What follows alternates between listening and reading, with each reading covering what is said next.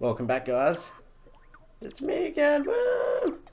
Alright, we're going to actually get around to finishing this Strength or Bust program. The 6-week program, which happened lots of 6 weeks ago. So this session will be the deadlift session, and we'll be talking about training with injuries. To recap, this is the final part of the interview that I had with Brad Humble. So without further ado, I hope you enjoy this video.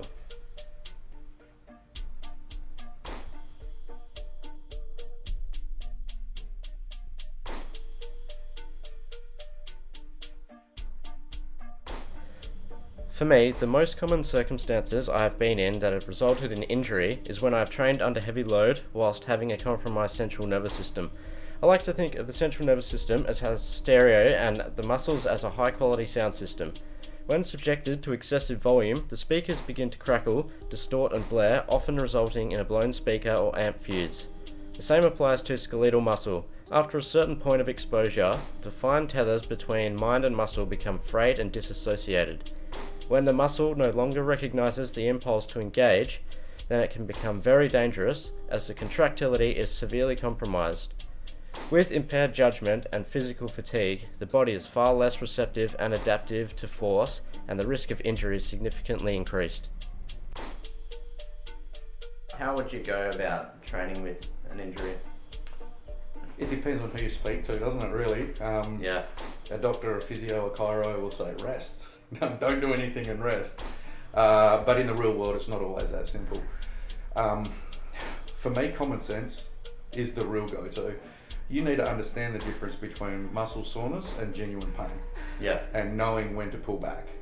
I would say my best advice for anyone who desires to train whilst injured would be to use the time of recovery to work on other areas of weakness.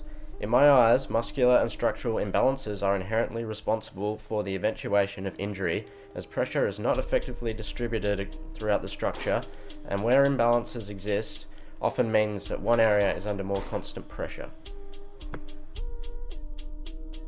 You need to understand when you get to a point and it hurts, you might not want to, but you've got to stop. As a professional sports person in any sport, or as an athlete who takes their training very seriously, you find me someone who's 100% healthy, and I'll tell them that they're lying, because it's just not possible. So you learn to adapt and you learn to train around injuries, letting them heal, and then working away to make them stronger so they don't come back. Alright, thanks everyone for watching. I hope you found the information to be entertaining as well as informative.